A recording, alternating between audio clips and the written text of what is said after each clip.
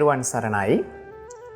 අද මේ අසිරිමත් පුන් පොහොය දවසේදී සූදානම් වන්නේ ඊටාම අර්ථ සම්පන්න වූ වටිනා ධර්ම සාකච්ඡාමය වැඩසටහන ආරම්භ කරන්නට. මිනිසෙක් උත්පත්තියේ ඉඳලා මරණය දක්වා යන ගමනේදී ඔහු හෝ ඇය තමාගේ ජීවිත කාලය පුරාම විවිධ දේවල් ඉගෙන ගන්නවා. විවිධ භාෂාවන් වෙන්නට පුළුවන්, විවිධ ධර්මතාවයන් වෙන්නට පුළුවන්, විවිධ න්‍යායන් වෙන්නට පුළුවන්.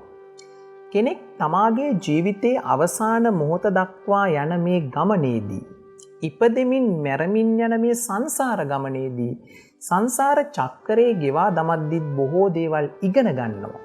ඒ ඉගෙන ගන්න දේවල් තමාගේ ජීවිතයට වැදගත් වෙනවා. හැබැයි මේ ලෝකේ ඇතිවීම නැතිවීම අත්හැරීම පිළිබඳව නිවන නිවීම පිළිබඳව උගන්වන එකම ධර්මතාවයේ බවට පත්වන්නේ බුදුදහම. ඒ නිසා බුදුදහම සදාකාලික වූ ධර්මතාවයක් බවට පත් වෙනවා. බුදුදහම කියන්නේ පුද්ගලයෙක්ගේ ජීවිතය තුළ පැවැත්ම නැවැත්ම දක්වා ගමන් කිරීමට උදව් උපකාර කරන හරි අපූර්ව ධර්මතාවයක්. තිලෝගුරු භාග්‍යවත් සම්මා සම්බුදුරජාණන් වහන්සේ නමක් මේ ලෝකෙට පහළ වෙලා සාරා සංකේය කල්පලක්ෂයක්ම පාරමීදම් පුරලා දුක් විඳින සත්වයන්ට ධර්මයේ දේශනා කරන්නේම මහා කරුණාවෙන් මේ ලෝකය පැවැත්ම පිණිස නොවේ, මේ මිනිසුන්ගේ නිවීම පිණිසමයි. එසේනම් බුදුරජාණන් වහන්සේ නමකගේ ශ්‍රී සද්ධර්මයේ ලෝකයේ තියෙන කාලේ, ඇස් දෙක පේන කාලේ, කන් දෙක ඇහෙන කාලය මේ ධර්මයේ හැසිරෙනවා ඇරෙන්නට අපිට තව කරන්නට දෙයක් ඉතුරු වෙලා තියෙනවා. අද දවසේදී මේ උතුම් සදහම් සාකච්ඡාව සඳහා පාදාභි වන්දනා පූර්වකව බොහොම ගෞරවයෙන් යුතුව අපි ආරාධනා කළා. බොහොම දක්ෂ තමන් වහන්සේ සතුව පවතිනා වූ මේ ධර්ම දැනුම අනතිමානී ලෙස සරල ආකාරයට සහ විද්‍යාත්මක ලෙස ජන සමාජයට එක් කරන ධර්මදර විනයදර ගෞරවනීය ස්වාමින් වහන්සේ බුද්ධ පුත්‍රයාණන් වහන්සේ නමකට කැලණිය විශ්වවිද්‍යාලයේ ජ්‍යෙෂ්ඨ මහාචාර්ය අවසරයි අපිට නම සඳහන් කරන්නට ඉඳුරාගාරයේ ධම්මරතන අපේ හාමුදුරුවනේ පාදාභිවන්දනා පූර්වකව ඔබ වහන්සේ පිළිගන්නවා. අපේ හාමුදුරුවනේ අද පුන් පොහොය දවස රාත්‍රී අහසේ නැගෙන සඳ මේ මුළු ලෝකෙටම ධර්ම දාණය බෙදා දෙනවා. අද මේ වැඩසටහන තුලින් අපි කතා කරන්නේ තවත් හරි අපූර්ව මාතෘකාවක්.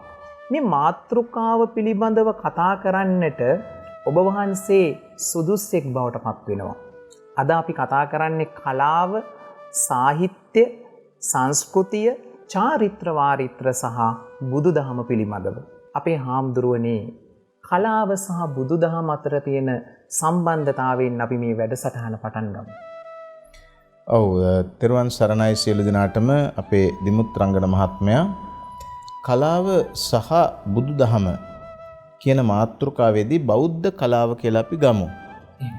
කලාව කියන වචන විග්‍රහ කරනකොට සමහර කෙනෙක් වචනයක් පාවිච්චි කරනවා කලා ශිල්ප කියලා. කලා ශිල්ප කියන්නේ ඇත්තටම වචන දෙකක්. කලාව එකක්, ශිල්පය කියන්නේ වෙන එකක්. ශිල්පයෙන් තොරව කලාවක් තියෙන්න පුළුවන්. කලාවෙන් තොරව ශිල්පයක් තියෙන්නත් පුළුවන්. ඒ ශිල්පයයි කලාවයි එකට එකතු වුණාම ඒකට කියනවා කලා ශිල්ප කියලා. එහෙමයි. මොකද්ද මේ දෙකේ තියෙන වෙනස? අපි හිතමුකෝ වඩු වැඩ කරන කෙනෙක් කියලා.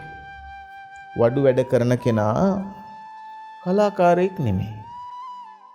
හැබැයි වඩු වැඩ කරන කෙනා ශිල්පියෙක්. ඒ ශිල්පියා මොන ශිල්පයේද? මොන ශිල්පයේ ශිල්පියාද? වඩු ශිල්පයේ ශිල්පියා. එතකොට ලී අතු ගන්න වැඩේ, ලී කපන වැඩේ, ලී මනින වැඩේ, ලී හඳුනා ගැනීම කලාවක් නෙමෙයි. ඒක ශිල්පයක්.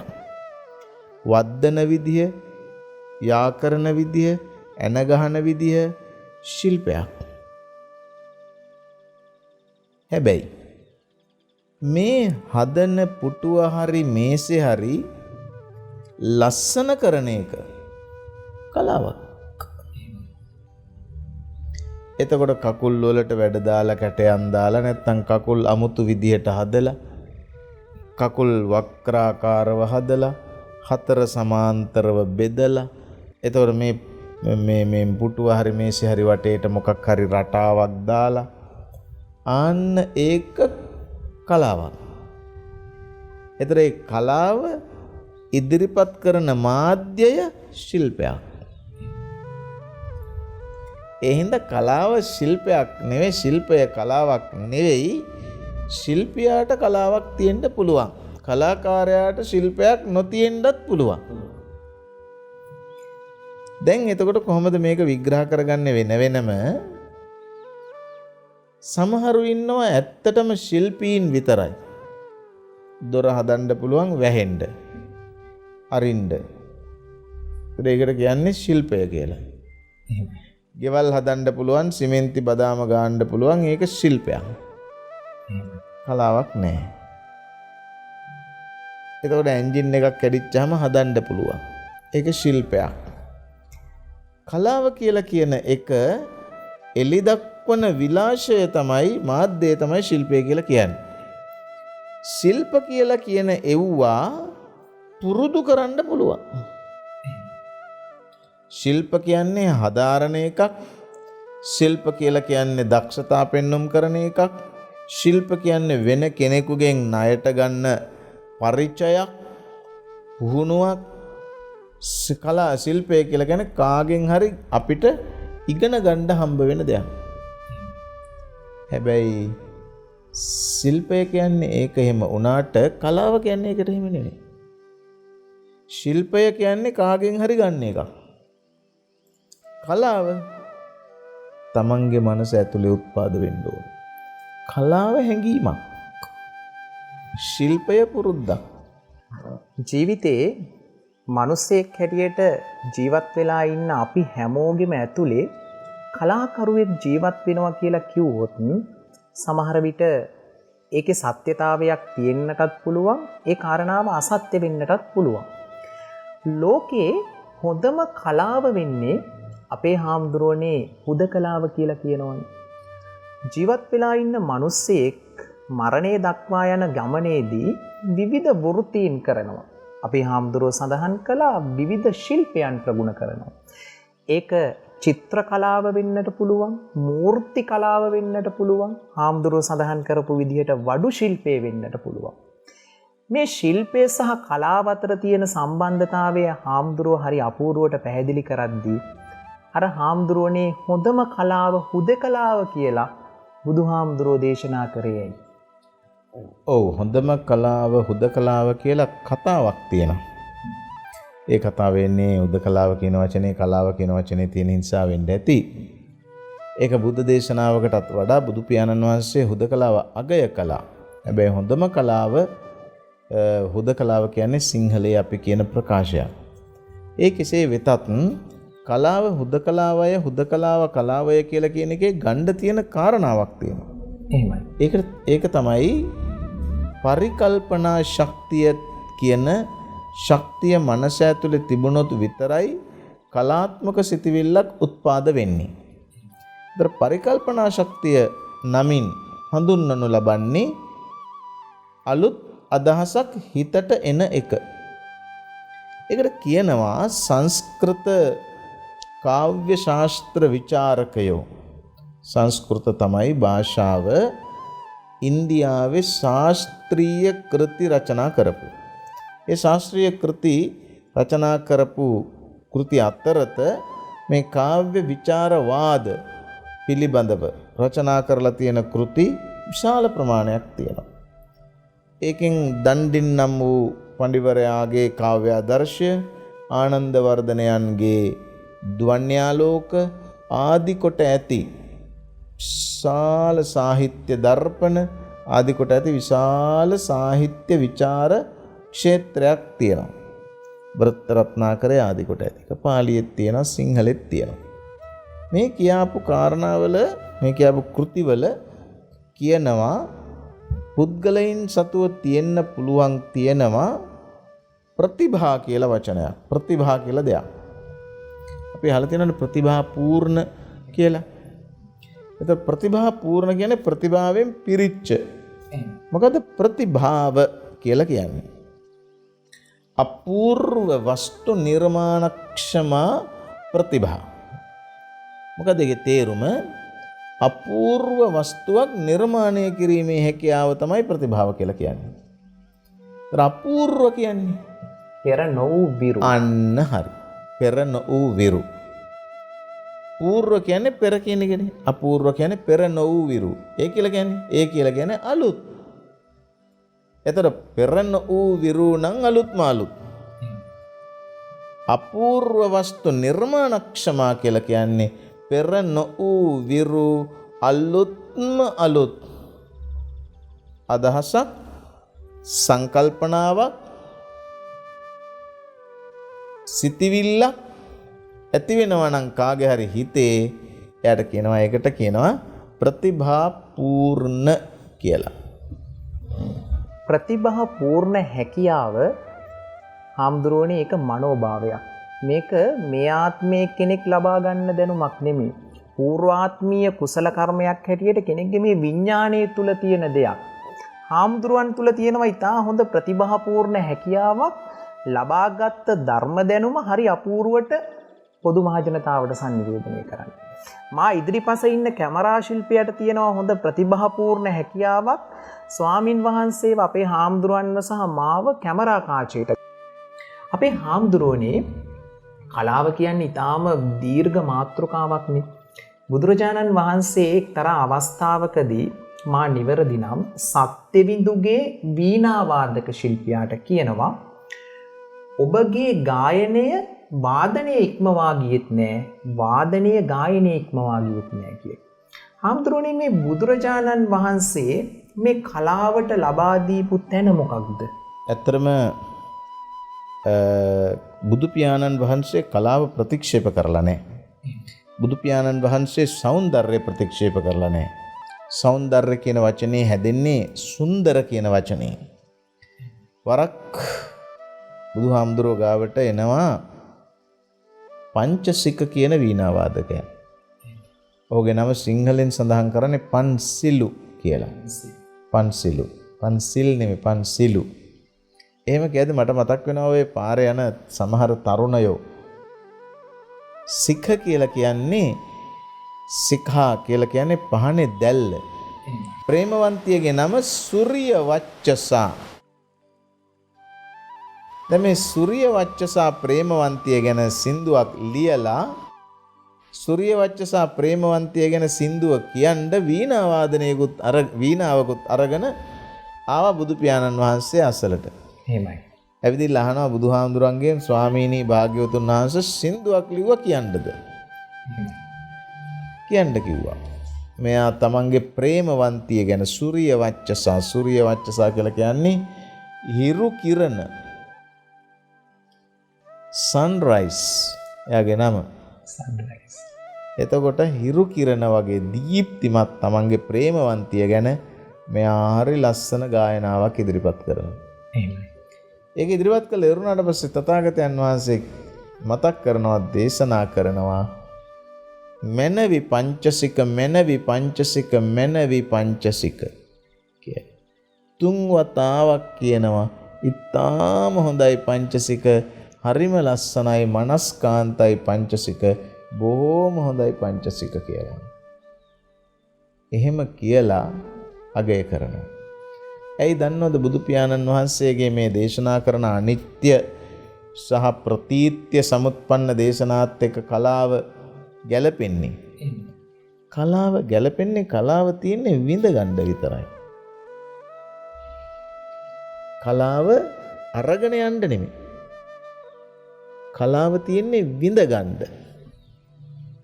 එන් ඇත්තට වශයෙන්ම කිව්වොත් එම් පසුගිය වතාවේ අපි ධර්ම සාකච්ඡාවේදී කිව්වා භාවිත නොකරනවා නම් සම්පත් වලින් තේරුමක් නැහැ කියලා. එහෙමයි අපි හන්නේ.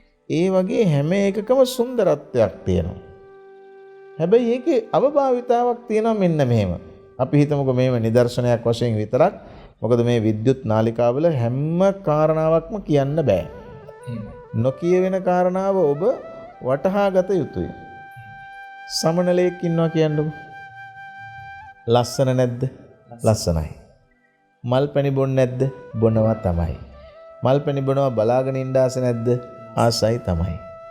සමනලයා ඉගිල්ලෙනවා ලස්සන නැද්ද? ලස්සනයි තමයි. සමනලයාගේ පින්තූරය අඳින්න අකමැතිද? අකමැති නෑ, කැමති තමයි. සමනලයාගේ ෆොටෝ එකක් ගන්න කැමතිද? ඔව්. ගත්තාම වැරද්දක්ද? නෑ. මට හිතුනොත් ඒ සමනලයා මගේ විය යුතුයි, මගෙන්ම විය යුතුයි, වෙන් අයෙක් නොදැකිය යුතුයි කියලා ඒක වැරදි. සමනලයාගේ සුඳුරු බව ආග්‍රහණය කරාට කමක් නැහැ.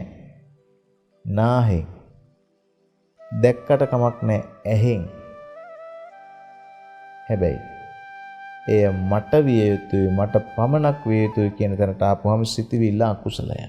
කලාව කියන්නේ හරි පුදුමාකාර දෙයක්. අපේ හාමුදුරුවන් වහන්සේ දේශනා කළ ආකාරයට බුදුහාමුදුරුවෝ කිසිම තැනක කලාව ප්‍රතික්ෂේප කරේ නැහැ. රස වින්දනය කියන එක තියෙනවා මේ ලෝකේ. හැබැයි අපේ හාමුදුරුවන් වහන්සේ කියන්නේ, අපේ හාමුදුරුවන් වහන්සේ දේශනා කරන්නේ ඒ තුල ඇලෙන්න එපා, ඒ තුල ගැටෙන්න එපා, ඒ තුල මුලා වෙන්න එපා කියලා. හරි අපූර්ව කතාවක් නේද? මේ ලෝකේ අපිට ඇස් දෙකක් තියෙනවා අපේ හාමුදුරුවනි. අපි ඇස් දෙකෙන් මේ ලෝකේ රූප දකිනවා. හැබැයි අපේ ගොඩක් වෙලාවට අපි පෘථග්ජන මිනිස්සු හින්දා අපි ඒ රූපේ ඇලෙනවා. ඒ රූපේ බැඳෙනවා. ඒ බැඳීම නිසාම අපේ හිතට වේදනාවක් ඇති වෙනවා. හාමුදුරුවනේ මේ කලාව කියන මාතෘකාව ගැන කතා කරද්දී අපිට විවිධ පැතිකඩවලට යන්න පුළුවන්. ඔබ වහන්සේත් හරිම රසට නොඇලී ඉන්න ආකාරයට මේ කලාව කියන දේ ප්‍රතිපෝෂණය කරලා sannivedanaya කරනවනේ. මේ කලාව ඇතුලේ තියෙන දෙයක් තමයි අපේ හාමුදුරුවනේ ගීත සාහිත්‍යය කියලා. සමහර බුදු බණින් කියන දේවල් සමහර වෙලාවට මේ පද මාලා කීපයක ගෙත්තම් කරලා ගීතයක් හැටියට සමාජගත කරනවා. අපේ හාමුදුරුවනේ මේ ගීත වලින් කියන ලොකු ධර්මතාවයක් තියෙනවා. මේ තරම් සිව් මැලිද කළුගල් කියන ගීතය මේ මෑතකදී බිහි වුණා. ඒ වගේම මේ වගේ අපේ රටේ බොහොම දක්ෂ ගායක ගායිකාවන් ගායනා කරපු ගීත ගණනාවක්ම තියෙනවා. හාමුදුරුවනේ මේ ගීතයකට පුළුවන්ද ධර්මතාවයක් සමාජගත කරන්න? ඇත්තම කිව්වොත් එහෙම ගී කියලා කියන්නේ කුඩා කාලයක්. තාම කුඩා කාලයක් තුල ලොකු විපර්යාසයක් ශ්‍රාවකයා තුල ඇති කළ හැකි සහ ඇති කළ යුතු මාධ්‍යයක්. ගීත කියලා කියන ඒවා දැන් සින්දුවක් හරි ගීතයක් හරි කියලා ඒකකයක් හැටියට ගත්තාම විනාඩි 3කට වඩා නෑනේ. චිත්‍රපටයක් නම් ඉස්සර චිත්‍රපටි පැය 3ක්. දැන් චිත්‍රපටි පැය 1:00මාරක්. පැයකටත් අඩු චිත්‍රපටි නැති තරම්. නාට්‍යයක් ගත්තාම පැයක් 2ක් වේදිකා නාට්‍යයක්. හැබැයි සින්දුවකට හිමි කාලය, ගීතයකට හිමි කාලය කියන්නේ විනාඩි 3ක්. සමහර ඒවා එච්චරත් නෑ. හැබැයි ආකර්ශනීයභාවයෙන් වැඩි. ඇයි ඒ? කුඩා වීම, කෙටි වීම විතරක් නෙමේ, සංගීත මිශ්‍රණය, සංගීත සංයෝජනය, පද පෙළ සහ එහෙන් කියවෙන කරුණු. ඉපැරණි ගීත හොඳය, නව ගීත හොඳ නෑය කියලා කෙනෙකුට කියන්න බෑ. නිර්මාණ හැමදාම අලුත් වෙනවා. නිසා තථාගතයන් වහන්සේගේ කාලුදායි නමත් එක්ක අපිට පේන ගමනක් තියෙනවා. කිඹුල්වත්පුර ගමන කියලා. මේ කාලුදායි තෙරුන් වහන්සේ කිඹුල්වත්පුරට යන ගමන, එන ගමන, ඒ පිළිබඳව කියන විස්තරය ගීයක් වගේ. හරිම ලස්සනයි. අපි දැනගන්න ආසයි අපේ හාමුදුරුවෝ. බුදුහාමුදුරුවෝ දේශනා කරනවා රමණීයානි අරඤ්ඤානි යත්තන රමති ජනෝ විතරාගා රමෙස්සන්ති නතේ කාමරායසි. රමණීයානි අරඤ්ඤානි. රමණීයනි අරඤ්ඤානි කියලා කියන්නේ අරණ මනරම්ම්‍ය. කැලේ තියෙන ලස්සන. කැලෑවක් දැක්කහම කෙනෙකුට හිතෙන්න පුළුවන් භයංකාර අදහසක්. කැලෑවක් දැක්කහම තව කෙනෙකුට හිතෙන්න පුළුවන් මෙලදී ගන්න අදහසක්. තව පෞකාර සිතවිල්ලක් තියෙන කෙනෙකුට කැලෑවක් දැක්කහම හිතෙන්න පුළුවන් කපා ගන්න අදහසක්. එතකොට කැලෑවක් දැක්කම ඒක ලස්සනයි කියලා අදහසක් කාට හරි එන්න පුළුවන්. ඒතර කැලෑවේ වටිනාකම හරියට ගත්ත කෙනා තමයි අරණ මනරම්ම්‍ය කියන සිතවිල්ල එන කෙනා. ඒ නිසා බුදු පියාණන් වහන්සේ මේ හැම දෙයකම තියෙන සොඳුරු බව දැක්කා. හැබැයි තව ඒක ධර්ම කාරණාවක් මේකේ දකින්නට ඕන. ඒ ධර්ම කාරණාව තමයි මේ ධර්ම සාකච්ඡාවේ වැදගත්ම කොටස. ධර්මමය කාරණා. ඒ තමයි රූපේ රූපමත්තං, දිත්තේ දිත්තමත්තං, සුතේ සුතමත්තං. මොකද මේ වචනවල තේරුම මේක දිග පාලි වාක්‍යයක් නොකියා මම මේ උද්දෘත පාඨ අඩුවෙන් කියලා කියන්නේ යම් කිසි ලස්සන දෙයක් දැක්කහම ඒක ලස්සනයි කියන මාත්‍රේ විතරක් තිබුණාම ඇති. මොකෝ අලි බලන්නේ අතට අරන් පෙරහැර බලන්නේ සාක්කුවට දාගෙන ගිහිල්ලා එහෙම බලන්න ඕනයි. ඒක නිසා ලස්සනයි නම් ඒක ලස්සනයි කියලා විඳගන්න තථාගත දේශනාවෙන් අවසරයක් තියෙනවා. යමක් කණෙන් අහනකොට බොහොම හඬ හරි මිහිරි කියලා දැනගත්තාය කියලා කියන එක ඒක නිවනට බාධාවක් නෙවෙයි. ප්‍රශ්නේ තියෙන්නේ හිතෙන් අල්ලගන්න එක. මම දිමුත් මහත්තයාගෙන් තව පොඩි ප්‍රශ්නයක් අහන්නම්කෝ. හැමදාම එතුමානේ ප්‍රශ්න අහන්නේ. දැන් ඔබතුමාගේ පළාතේ ස්ත්‍රී පුරුෂයින් බෙල්ලට මොනවද දානවනේ, මොනවද ඒකට කියන්නේ, රත්තරන් චේන්. සිංහලෙන් කියන්නේ චේන්. අතට දානවා වලලු බේස්ලට්. ඇඟිල්ලට දානවා මුදු. මේ ආදී දේවල්. දැන් කනට දානවා කරාබු. දැන් කෙනෙකුට හිතෙන්න පුළුවන් කිසියම් කාන්තාවක් එනවා ධර්ම ශ්‍රවණය කරන්න කිසියම් තැනකට. ඒ කාන්තාව තම ස්වාමි පුරුෂයාත් එක්ක එන්නේ. ඒ දෙන්නා ඇඟිලි වල රත්තරන්, කරේ බෙල්ලට දාලා මාල මොනද චේන්, බේස්ලට්, වලලු රත්තරනින් දාලා සර්වාභරණ විභූෂිතව ස්වර්ණාභරණයෙන් සැරසී. ඒතර කෙනෙකුට හිතෙන්න පුළුවන් කවදාක්වත් නිවන් දකින්නේ නැහැ. කවදාක්වත් නිවන් දකින්නේ නැහැ. ඇත්තම කිව්වොත් මේක තමයි මේ කලාව තේරුම් ගන්න විදිහ ගැන බුද්ධ දේශනාවෙහි එන સિદ્ધාන්තය. ඔබතුමා මට කියන්නකෝ චේන් එක තියෙන්නේ බෙල්ලේනේ. ඇත්තටම අපේ බොහෝ දෙනෙකුගේ චේන් එක තියෙන්නේ බෙල්ලේද හිතේද? හිතේ. ඒක තමයි. සමහරුන්ගේ නම් චේන් එක තියෙන්නේ බැංකුවේ. චේන් එක තියෙන්නේ කරේ නම් බෙල්ලේ නම් කිසි ප්‍රශ්නයක් නැහැ නිවන් දකින්න. හැබැයි චේන් එක තියෙන්නේ හිතේ නම් ප්‍රශ්නයක් තියෙනවා නිවන් දකින්න. මොකද්ද මේකෙන් කියන්නේ? චේන් එක කියන්නේ රත්තරන් වලින් හදාපු ආභරණයක්. ඒක කරට, ඒක බෙල්ලට ආභරණයක් වුණාට කමක් නෑ. හැබැයි හිතේ ලෝභකම බඳින බැම්මක් නම් ඒක කුසලයක් නෙවෙයි. ඒකයි හැම තැනකම තියෙන සුන්දරත්වය ආස්වාදනය කරන්න තහනමක් නෑ. සුන්දරත්වය ඇත්තටම නිර්මාණය කරන්නේ විඳගන්න. කිසි ප්‍රශ්නයක් නෑ. සුන්දරත්වය ඇත්තටම සොඳුරු දේවල් නිර්මාණය කරන්නේ මොකටද? ලස්සන දියැලක් දැක්කහම කාට හරි හිතෙනවා නම් ලස්සන දියැල්ල මට ලස්සන නැහැ. කාට හරි හිතෙනවා නම් ලස්සන සමනලයා මට ලස්සන නෑ. ලස්සන කිසිම දෙයක් ලස්සන කිසිම දෙයක් මට ලස්සන නෑ කියලා කාට හරි හිතෙනවා නම් එයාට තියෙන ඉතින් ලස්සන කියලා හිතෙන්නේ නැති ප්‍රශ්නයක්. අපිට නම් ඔය හැම දෙයකම ලස්සනයි කියලා හිතෙනවා. ඒ ඇයි? ලස්සන හින්දානේ. ලස්සන තේරුම් ගන්න පුළුවන් නම් තේරෙනවා නම් ඒක ලස්සනයි නම් ඒ ලස්සන මට ලස්සනයි නම් මට ඉතින් ලස්සනයි කියලා හිතෙනවා නම් මොකද කරන්නේ?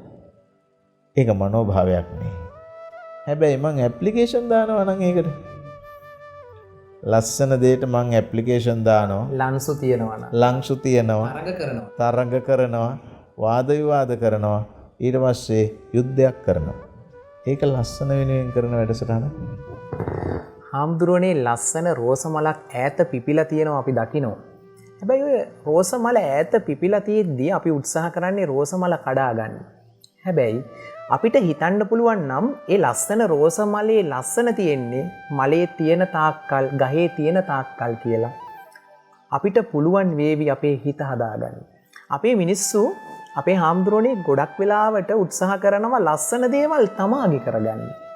තමාගේ කරගන්න බැරි වුණ තැන වෛරයක් ඇති වෙනවා. ද්වේෂයක් ඇති වෙනවා. රාගය ඇති වෙනවා. බුදුරජාණන් වහන්සේ දේශනා කළේ ඇස් දෙක තියෙන්නේ රූප දකින්න, කන් දෙක තියෙන්නේ ශබ්ද අහන්න. හැබැයි ඒ දේවල් දකින ගමන්, ඒ දේවල් අහන ගමන්, ඒ දේවල් වලට ඇලෙන්න නෙවෙයි. අපේ හාමුදුරන් වහන්සේ මේ කතාව තුලින් කියන්නට හදන්නේ ඒ කතාවම තමයි. අපේ හාමුදුරුවනේ මේ කලාව සහ බුදුදහම ගැන කතා කරද්දී මේ මැදට එන තවත් අපූර්ව වචනයක් තමයි සංස්කෘතිය.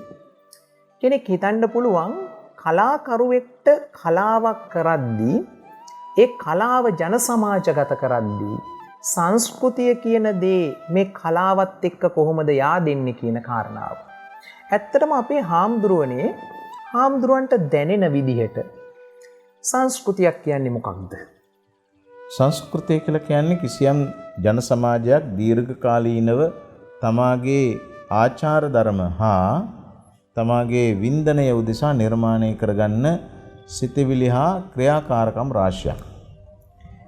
සාමාන්‍යයෙන් ලංකාවේ සිංහල සමාජය ආදි සිංහල සමාජයේ ඉඳලා මේ කියපු හැම එකක්ම තමන්ගේ උදෙසා, තමන්ගේ යහපත උදෙසා, වින්දනය උදෙසා පමණක් නෙමෙයි මේ විශ්‍රාන්තිය උදෙසා පාවිච්චි කළා. තවත් මම ඒකට නිදර්ශනයක් කියන්නම්. දැන් බලන්නකෝ ගොවිතැන් කරනවයි කියලා කියන එක කලාත්මක වැඩක් නෙවෙයිනේ. මහන්සියෙන් කරන වැඩක්. හැබැයි මේ ගොවිතැනට කලාව එකතු කළානේ. ඒ හින්දානේ ගීත කියන්නේ. පැල් කවි, ගොයන් කවි, නෙළුම් කවි. නෙළුම් කවි කියලා කියන්නේ නෙළුම් නෙමෙයි නෙලන කවි. එතකොට ගොයන් නෙලනකොට කවි කියනවා. වෙන වෙන දේවල් කරනකොටත් කවි කියනවා. මේ කියන කවි අපි ඊටාම ඉහළින් රස විඳිනවා. මේ රස විඳින කවි, මේ රස විඳින වෙලාවල් ගත්තාම ඒ ගැමියෝ වෙහෙස කරන වෙලාවල්. අපිට මතකයි, මට මතකයි මං කුඩා කාලේ මම ගම්පහ දිස්ත්‍රික්කයේ දිවුලපිටිය ආසනයේ දූණගහ තමයි මගේ ගම. මම 1963 ඉපදිලා තින්නේ. ඔය පොඩි කාලේ මම දැකලා තියෙනවා 73 දක්වා තමයි මම ගිහිව හිටියේ. 73 පැවිදි වුණේ. ගොයන් කපලා පොඩි මාගල් කෑල්ලකට ඒ ගොයන් ටික දාලා ඔතලා හරහට ලී කෑල්ලක් ගහලා ඔළුවේ තියාගෙන යන අම්මලා. ඒ වගේම ගොයන් කපනවා මම දැකලා තියෙනවා. ගොයන් කපලා දෑකැත්තෙන් මෙහෙම උස්සලා රටාවකට තියෙනවා. මේ කියන හැම වෙලාවෙම කවි කියනවා.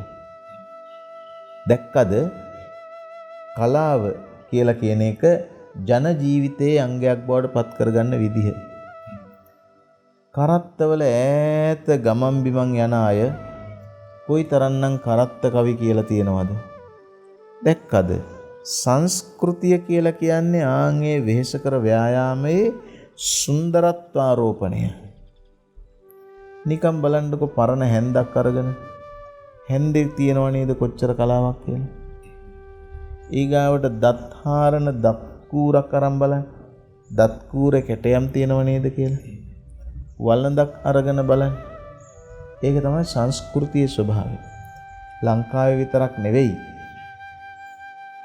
ප්‍රංසෙට ගිය කෙනෙක් ප්‍රංසයේ පැරිස් නගරයට ගිහින් බලාපුවාම නැපෝලියන් බොනපාට් ආදී කොට ඇති ඉවක හිටපු විවිධ රටවල අයත් එක්ක සටන් වැදුණු පැරණි සටන් ශිල්පීන්ගේ ආයුධ තියෙනවා. ඊජිප්තුවට ගිහින් බලාපුවාම ඊජිප්තුවේ පිරමීඩවල තිබුණු ඒවා එළියට අරගෙන ඊජිප්තුවේ ටූටන් කාමන් රජුරුවන්ගේ නෙෆටාරි දේවියගේ නිදාගත්ත ඇඳ පවා තියෙන මිනිහක් තියෙනවා. මිනිහ අවුරුදු 4000 මං S2කට දැකලායි කියන්නේ මේවා. ඒ කාලේ තිබිච්ච කාලතුවක්කුවක් දිහා බැලුවත් කාලතුවක්කුවෙත් කැටයන් තියෙනවා. අපි ගිහින් බලන්නකෝ අපේ කෞතුකාගාරයට.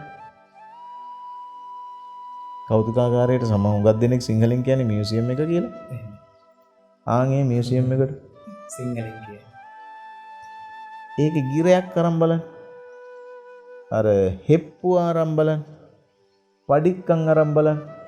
මේවා යකඩ ලෝහ වක් කරලා කරන ඇඟට දාඩිය දාන වෙහෙස කර වැඩ.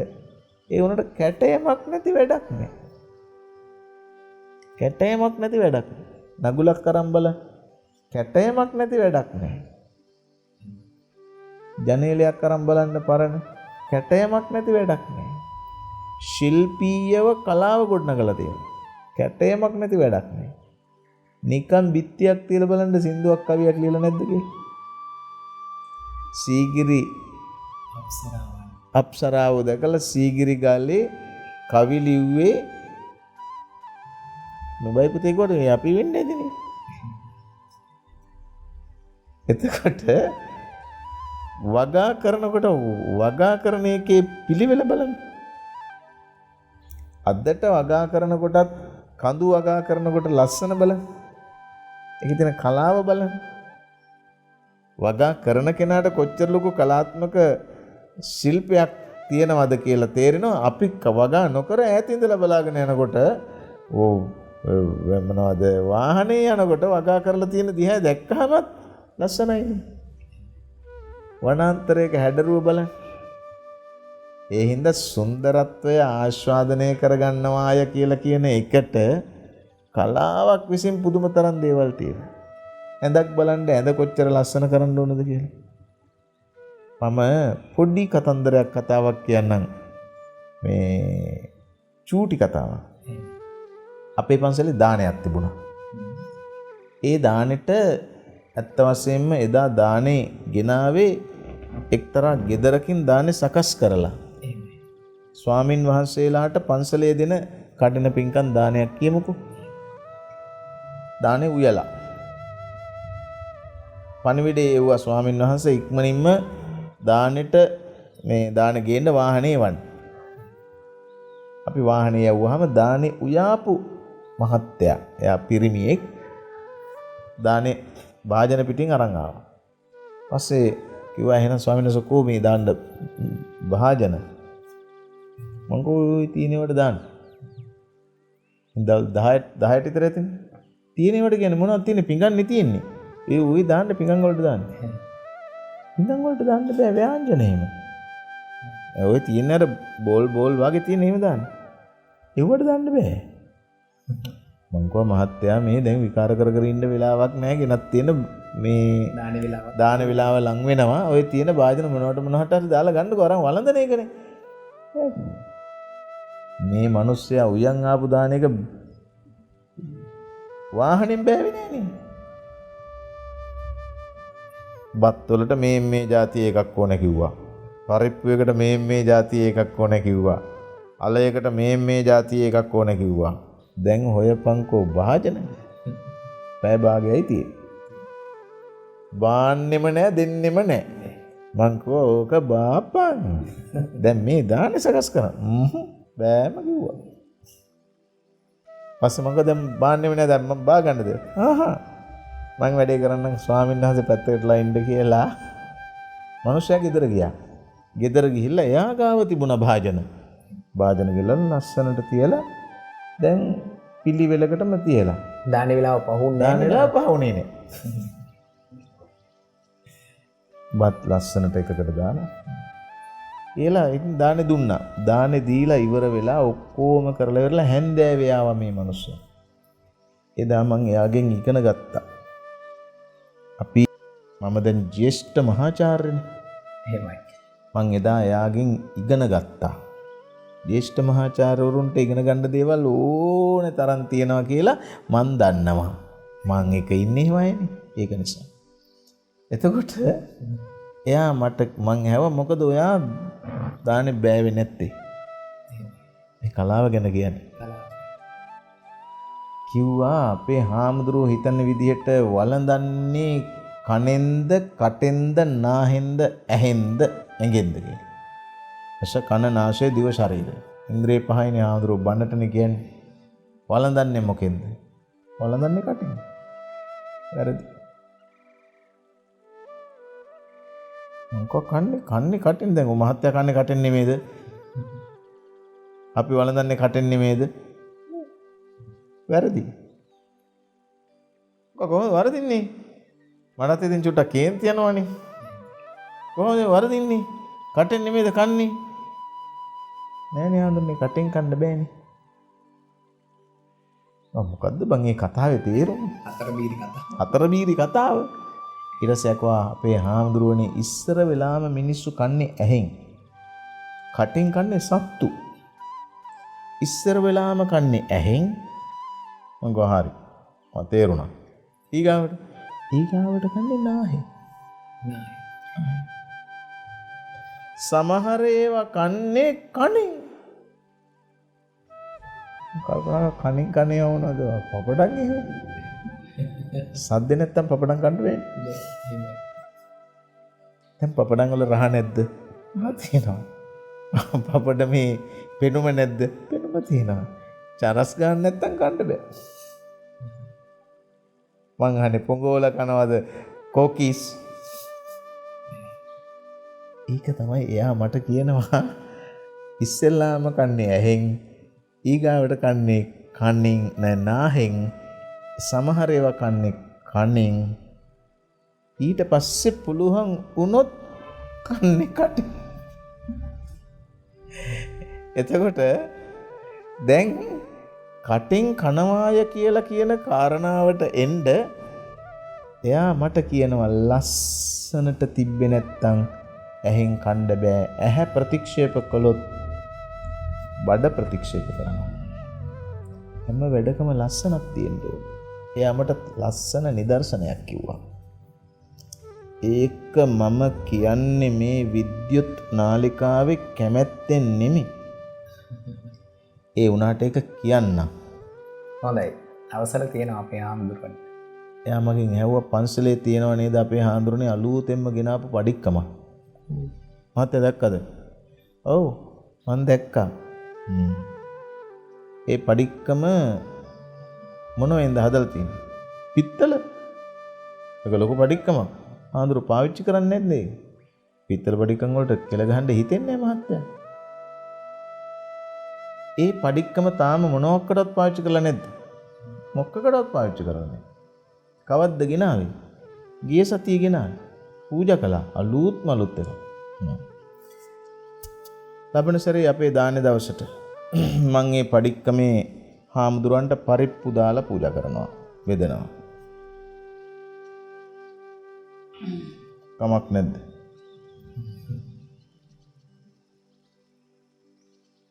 එයා මට උගන්වනවා පාඩම. සන්දර්භයේ ඇතුලේ සංස්කෘතියක් තියෙනවා. ඒකට කියන සන්දර්භීය සංස්කෘතිය කියලා. පරිප්පු අලුත්ම අලුත් තුනත් පඩික්කමක දාන්න බෑ. පඩික්කම් හැඩය වෙන රටකට අදාළ වෙන්න පුළුවන්.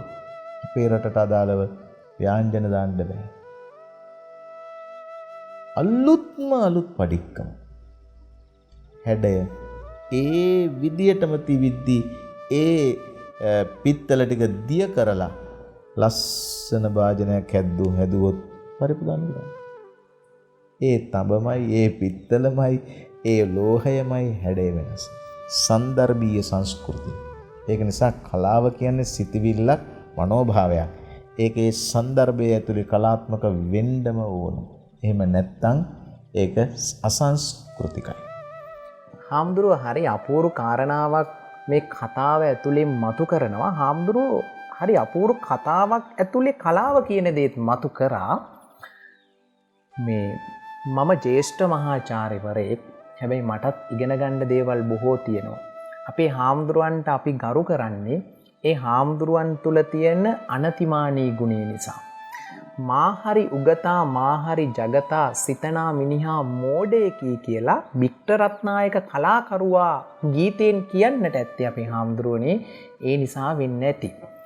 අපේ හාමුදුරුවෝ මේ ආකාරයට හරිම අපූරු මනෝභාවයන් ප්‍රතිභාපූර්ණ විදියට තමන් වහන්සේගේ ජීවිතයේ අත්දැකීම් එක්ක මේ කලාව සුපෝෂණය කරද්දී කලාව අර්ථ දක්වද්දී බුදුදහමත් එක්ක මට තව එක ප්‍රශ්නයක් තියෙනවා අපේ හාමුදුරුවනේ. අපි හැම දෙයක්ම බොහොම පිළිවෙලට කරන්න ඕනේ. ලස්සනට කරන්න ඕනේ.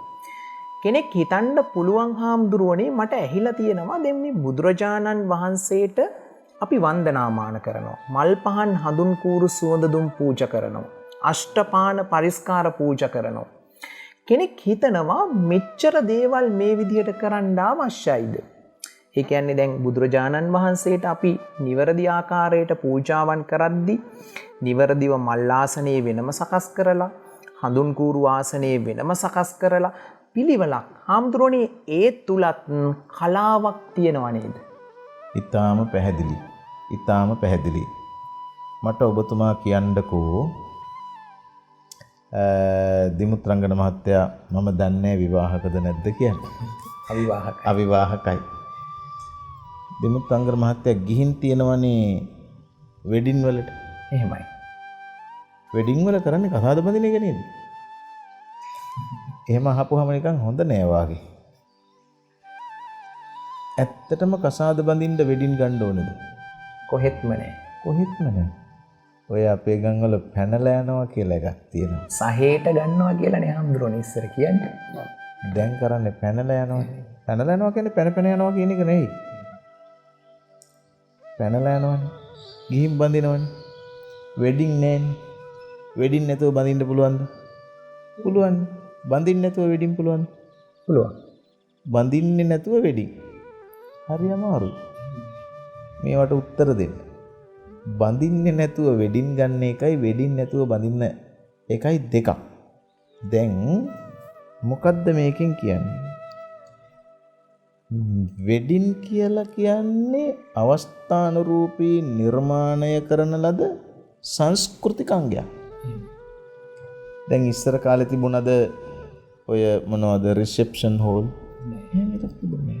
එද කාලානුරූපීව සංස්කෘතීන් විසින් නිර්මාණය කරනු ලබන විවිධ අවස්ථා සහ ඒවට කියන්නේ වාණිජමය පරමාර්ථයද එකතු කරගත්ත යම් යම් අංගෝපාංග. එහෙමයි අපි. ආන්න ඒ වගේ අසංස්කෘතිකව යමක් කරන්න පුළුවන් රහනේ.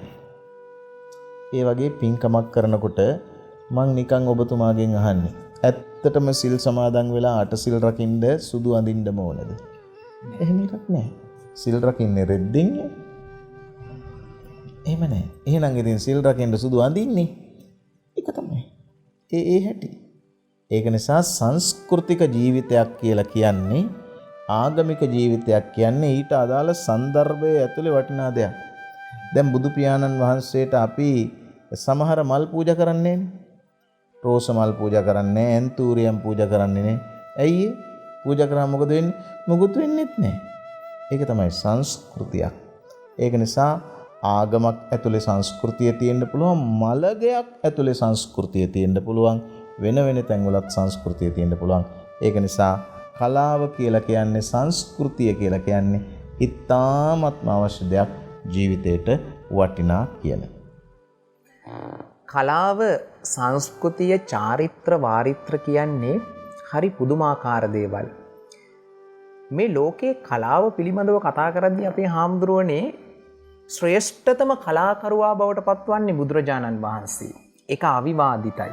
හැබැයි බුදුරජාණන් වහන්සේ දේශනා කළ ධර්මතාවය ඇතුලේ නිවීම අත්හැරීම වගේම අපේ ජීවිතයට ලබා ගන්නට පුළුවන් හරි අපූර්ව කාරණා ටිකක් තියෙනවා. ඒක කෙනෙක්ට හිතෙන්න පුළුවන් ඒ තුලත් කිසියම් කලාත්මක භාවයක් තියෙනවා කියලා. අපේ හාමුදුරුවෝ හරි අපූර්ව කාරණාවක් මතු කළා. මිනිත්තු කිහිපයයි වැඩසටහන අවසන් කරන්න තියෙන්නේ අපේ හාමුදුරුවනේ. මේ කලාව සංස්කෘතිය චාරිත්‍ර වාරිත්‍ර ගැන අපි කතා කරන්නේ. ඇත්තටම චාරිත්‍ර වාරිත්‍ර ගැන කතා කරන්නට අපිට කාලය ලැබුණේ නැහැ. අපේ හාමුදුරුවෝ කිව්වා අතීතයේ මේ ගොවියා ඇතුලේ තමයි හොඳම කලාව තිබ්බේ කියලා. පැල් කවි, ගොයන් කවි, පාරු කවි, තමන්ගේ කාන්සිය, මහන්සිය, වෙහෙස, විඩාව නිවා ගන්න මේ ගොවියා කියන වෘත්තිකයා, ලෝකයට රටට බත සපේන මේ වෘත්තිකයා, ශ්‍රේෂ්ඨ වෘත්තිකයා කලාව හරි අපූර්වට පාවිච්චි කරා. අද තත්ත්වය හාමුදුරුවනේ මීට වඩා වෙනස්. අද රටේ ලෝකයේ ගොවියාට ලැබෙන තැන හරිම අඩුයි. අද රටේ ලෝකයේ කලාකරුවාට සංස්කෘතියට ලැබෙන තැන හරිම අඩුයි. අපේ හාමුදුරුවන්ගෙන් මේ ධර්ම සාකච්ඡාව අවසාන මොහොතේ දැනගන්න කැමති තරුණයන් වගේම වැඩිහිටියන් මේ වැඩසටහන නරඹනවා. අපේ හාමුදුරුවෝ අතීතයේ සහ අද ගද්දී මේ කලාව තුල බුදුදහමට අපි පෝෂණය කරගත යුතු තැන් මොනවා හැටියද දකින්නේ? ඇත්තම කිව්වොත් එහෙම රසවින්දනය පිරිපුන්න තියෙන්න ඕන, මනසේ පාරිශුද්ධ භාවය තියෙන්න ඕන, පරිකල්පනා ශක්තිය තියෙන්න ඕන. කලාව මනසින් දකින දෙයක් වගේම කලාව මානසික නිර්මාණයක්. ඒක නිසා සංස්කෘතික පරිචයක් එක්ක දිගු ගැඹුරු මනසක් ඇති කර ගැනීම ඉතාම අවශ්‍යයි. මක් නිසාද? යත් නිර්මාණකරුවන් ප්‍රමාණයට වින්දකයන් අඩු නිසා. නිර්මාණකරුවන්ගේ ප්‍රමාණයට වින්දකයන් අඩුයි. නිර්මාණයක් කියන්නේ රස විඳින්න පුළුවන් තැනක්. රස විඳින්නට ඕනේ ඇස් දෙකෙන්, කන් දෙකෙන්. හැබැයි හදවතින් රස විඳින ගමන් ඒ දේවල් අත්හරින්නට පුළුවන් විදිහට අපේ හිත හදාගන්නට ඕනේ. මං හිතන්නේ මම නිවැරදිද අපේ හාමුදුරුවනේ? ධර්ම සාකච්ඡාව අවසන් කරන්නට කාල වේලාව උදා වෙලා තියෙනවා. ලබන පුන් පොහොය දවසේදී මෙවැනි වූ වටිනා අසිරිමත් ධර්ම සාකච්ඡාවකින් හමු වන බලාපොරොත්තුවෙන් අද දවසේදී ධර්ම සාකච්ඡාව නිමා කරනවා. තමන් වහන්සේගේ වටිනා කාලය කැප කරමින් ඊටාම රසවත් ආනන්දයෙන් ප්‍රඥාව කරා ගෙනියන හරි අපූරු ධර්ම සාකච්ඡාමය පින්කමක් සඳහා සහභාගී වූ කැලණිය විශ්වවිද්‍යාලයේ ජ්‍යෙෂ්ඨ මහාචාර්ය අවසරයි ඉඳුරාගානේ ධම්මරතන අපේ හාමුදුරුවනේ, ඔබ වහන්සේට නිදුක් නිරෝගී චිරජීවනයේ ලැබේවා, උතුම් චතුරාර්ය සත්‍ය ධර්මයම අවබෝධ වේවා කියලා ප්‍රාර්ථනා කරනවා. පුන් පොහොය දවසේදීත් හමු වන බලාපොරොත්තුවෙන් සමුගන්නා මොහොතේ ප්‍රාර්ථනාව ඔබට තෙරුවන් සරණයි.